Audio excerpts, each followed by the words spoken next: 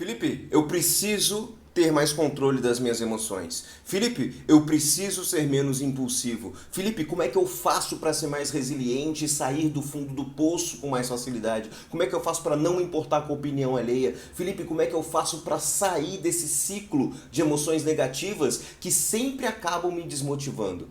É esse tipo de pergunta que eu recebo com frequência nas minhas redes sociais. Felipe, como não me importar com o comportamento do outro? Felipe, como ter a coragem de encerrar algo que não está mais me fazendo bem? As emoções estão presentes o tempo todo na nossa vida. Nós somos seres essencialmente emocionais. Se nós formos olhar os nossos ancestrais, o sistema límbico, que é o sistema regulador das emoções no nosso cérebro, na nossa mente, é muito mais antigo do que o sistema racional. Nós desenvolvemos a capacidade de raciocínio para poder aprimorar a nossa convivência e evoluir como espécie. Mas o sistema límbico é muito forte. E é preciso aprender a lidar com essas reações do sistema límbico. Porque as emoções são isso. As emoções são reações ao que o mundo traz. E o que é inteligência emocional? Inteligência emocional é uma capacidade de você reagir de forma inteligente às emoções. Ou seja, é a capacidade de você responder ao mundo de forma consciente e congruente com aquilo que você deseja para aquele momento. A questão da impulsividade, a questão de ser levado pelas emoções, a questão de ser sequestrado pelas suas emoções e se tornar a emoção é um dos maiores problemas que pessoas têm em diversas áreas da vida. Na profissional, por exemplo. Quantas vezes você já deve ter ouvido a frase nós contratamos por currículo e acabamos demitindo por comportamento? Justamente porque os comportamentos estão intimamente ligados às emoções. Por isso, nesse vídeo, eu quero trazer para você 8 dicas, 8 formas de você desenvolver um maior controle emocional. Deixando claro uma coisa, não há controle emocional no sentido de ser uma chavinha, sabe? Imagina uma chave, tipo esse interruptor aqui, ó. Não existe isso de ligar e desligar as emoções. O que existe é a capacidade de interpretar as emoções, entendê-las, conhecê-las, antecipá-las. O que existe é a capacidade de, com consciência, não ser levado pelo que as emoções estão mandando você fazer. Isso é inteligência emocional, entende? Então esse fortalecimento emocional, ou seja, essa capacidade de ter uma mente forte para que você não se torne a emoção, para que a emoção não decida por você o que você vai fazer, é fundamental para uma boa convivência, para atingir metas, para que você se sinta melhor. Por isso que eu digo, o meu principal objetivo é te amadurecer e te ajudar a pensar melhor, para que você possa agir melhor e viver melhor. Inteligência emocional tem tudo a ver com pensamento. Inteligência emocional tem tudo a ver com olhar a emoção e pensar sobre ela, pensar sobre você, pensar sobre a origem da emoção, entender o histórico dessa emoção na sua vida. Tem uma aula muito mais completa sobre isso no meu curso Jornada Destravando a Sua Coragem, que é um curso de fortalecimento emocional. É um curso onde você entende com mais complexidade, completude, é um curso onde a gente aprofunda muito mais e traz questões muito mais completas e práticas, estratégias muito mais completas e aplicáveis para que você possa desenvolver o seu fortalecimento emocional. Se você quer conhecer um pouco mais do curso, clica no link que está aqui embaixo nos comentários, dá uma olhada lá no site, dá uma olhada nos depoimentos e com certeza vai te ajudar demais, tá bom? Mas vamos lá para as nossas 8 dicas para desenvolver fortalecimento emocional e controle emocional. É preciso lembrar que o autoconhecimento, o fortalecimento emocional são processos diários e constantes. Então não é algo que você vai aprender e pronto, vai aplicar como se fosse uma ferramentazinha dessas que você vê por aí. É um processo diário. Todos os dias você está percebendo algo novo sobre você. Todos os dias você está se fortalecendo um pouco mais se você aplicar esse processo de autoobservação, autoanálise, o que a gente ensina lá nos cursos, o que eu ensino aqui para vocês no Instagram. Então é um processo constante. Isso é importante que você entenda. Existe somente data, entre aspas, de início do seu autoconhecimento e do seu fortalecimento emocional. Mas não existe data de fim. Até o fim da sua vida, como diz o grande Sêneca, enquanto viver, continue aprendendo a viver. E é isso que a gente faz aqui. Essa consciência de que todos os dias existe algo novo a aprender sobre você, sobre as suas relações, sobre o mundo, sobre os seus valores. Isso é importante, tá? Isso é importante que eu te diga antes da gente começar aqui a falar sobre as dicas. Mas vamos lá, para a primeira dica. Lembre-se sempre do seguinte: você não é a sua emoção. A emoção é uma parte de você. Você não é seu medo. O medo é uma parte de você. Você não é sua ansiedade. A ansiedade é uma parte de você. Você não é sua angústia. Você não é seu nojo. Você não é a paixão. Essas coisas são partes de você. Imagina o seguinte: imagina um rio com uma correnteza muito forte. Esse rio são as emoções. Quando você entra no rio, ele te leva. As emoções são muito mais fortes que você se você entrar nas emoções. E aí esse rio te leva e você se torna o rio. Você está dentro do rio, você não consegue ver o rio. Ele te leva e você vai batendo cabeça nas pedras, nos galhos, vai na correnteza até que você consiga pisar na margem. O objetivo é pisar na margem, é sair do rio. Sempre que você estiver em meio às emoções, sempre que você estiver sentindo o que está sentindo, pare, observe e dê um nome a essa emoção. Isso que eu estou sentindo é medo. Isso que eu estou sentindo é raiva. Isso que eu estou sentindo é ansiedade. Esse é o começo. Você começou a pisar fora do rio. Nessa hora você está olhando o rio com mais completude. Você está conseguindo ver com mais clareza o que está acontecendo. Então a primeira grande dica é: você não é a sua emoção. A emoção é uma parte de você. Assim como também é uma parte de você o raciocínio. Assim como também é uma parte de você a capacidade de controle. Assim como também é uma parte de você seus valores. Assim como também é uma parte de você a tua coragem de lidar com as situações. Assim como também é uma parte de você a capacidade de ter autoconsciência. Todas essas coisas são parte de você e te completam. Lembrando também, o medo, a ansiedade, a angústia são mecanismos de defesa. Então não tem por que odiá-los. Porque muitas pessoas se odeiam e odeiam as emoções. Se sentem muito mal com essas emoções. Acham que essas emoções não deveriam estar ali e gostariam que elas não tivessem. Mas muitas vezes na tua vida foi o teu medo que te fez ficar alerta. Foi o teu medo que te livrou de um monte de roubadas. Muitas vezes na tua vida foi a tua ansiedade que te fez perceber coisas que você não estava percebendo. Muitas vezes na tua vida foi a tua raiva que te fez fazer coisas, mesmo que na hora tenha sido por impulso, mas que te fizeram evoluir na tua vida. Quantas vezes no ambiente do esporte, por exemplo, a gente é instigado a agir com raiva, no sentido de vai com raiva, que agora não tem pra onde correr, vai com raiva, vai fazer esse negócio acontecer. A raiva também é boa, quando você tem inteligência emocional e maturidade para utilizá-la. E a segunda coisa muito importante de você saber aqui é que dê nome às emoções, observe as emoções, diga o que é isso. A partir daí você vai começar a entender de onde vem, você vai começar a tomar consciência dessas emoções, você vai começar a ser capaz de antecipar essas emoções, do tipo: ixi, isso vai acontecer e se acontecer eu vou me sentir dessa determinada forma. Não quero me sentir dessa determinada forma. Então ou eu vou fazer isso não acontecer, ou se acontecer eu já vou estar consciente, para quando a emoção vier eu não ser levado pela emoção. Então tenha centro, tenha capacidade de entender as suas emoções. É aí que começa o processo de inteligência emocional. A inteligência emocional é feita por 4 pilares, e eu falo muito isso também lá no curso Jornada Destravando a Sua Coragem. Autoconhecimento, a capacidade de conhecer e entender a si mesmo e as suas emoções. Autogestão, a capacidade de ter controle diante das suas emoções, controle dos teus comportamentos, controle dos teus pensamentos e sentimentos. Empatia, ou seja, a capacidade de conseguir entender, aceitar, ter um pouco mais de conexão com as emoções que o outro pode estar vivendo, as outras pessoas. E gestão de relacionamentos, que é justamente os teus comportamentos para aprender a lidar com os comportamentos do outro. São 4 pilares na inteligência emocional e é fundamental desenvolver esses 4 para que você possa conseguir ter mais poder sobre a tua vida. Outra dica muito importante aqui para te dar: sentiu que a emoção está acontecendo, sentiu que está quase na iminência de tomar um comportamento que você não vai gostar de ter, respire 6 vezes, contando de 1 até 6. Eu não estou tirando isso de lugar nenhum não, tá?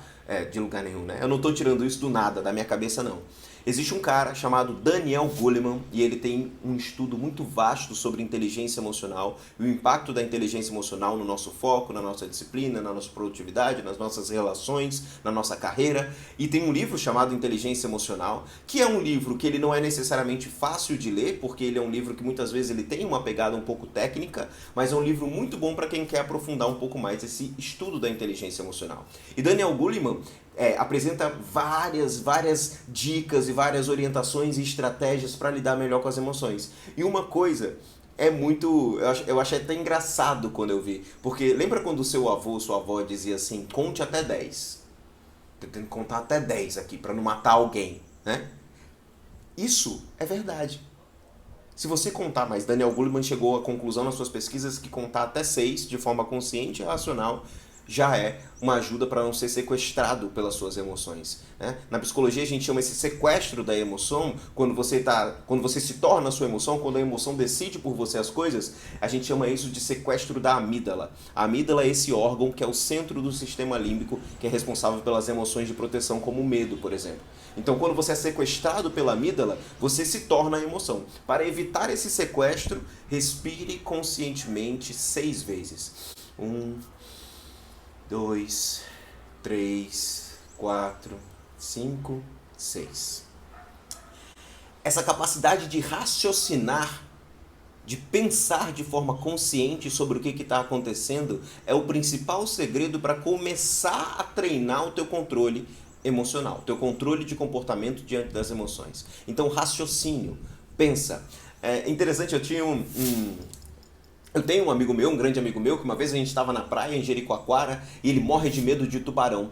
E aí tinha um barco, né, no meio, bem longe assim, e aí a gente, vamos nadar até lá. E aí entramos para nadar, eu, ele e um outro amigo nosso. Quando chegou no meio, a gente parou para descansar. E aí foi quando eu descobri que ele tinha medo de tubarão, que ele ficou olhando em volta assim, né, meio assustado, né, aquela coisa. E aí eu falei: o que foi, cara? Tá com medo de tubarão? Aí ele: ei, cara, não faz isso não, não faz isso não. E saiu nadando desesperado pro barco. Quando a gente subiu no barco, primeiro morremos de rir da reação dele, depois ele estava realmente nervoso, ele não queria voltar para a água, só que a gente precisava voltar para a praia.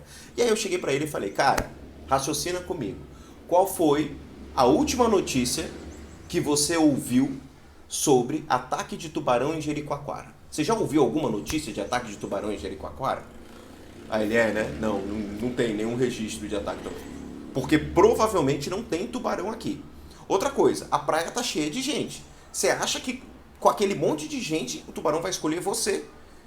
Não é muita arrogância da sua parte, não? Aí ele começou a rir e tal, aí ele se acalmou. O medo não deixou de existir, mas agora ele tem recursos racionais para lidar com o medo, para combater o medo. Consciência, o medo ele continua, ele entrou na água, ele continuou com certeza com medo, com certeza aflito, ansioso, angustiado até chegar na areia, até estar em um local seguro. Mas o que fez ele conseguir voltar para a água foi essas armas, digamos assim, que o pensamento traz, o raciocínio diante da emoção. Ele te mune, o raciocínio te dá armas para você enfrentar o medo. O medo não deixa de existir, ele vai continuar existindo.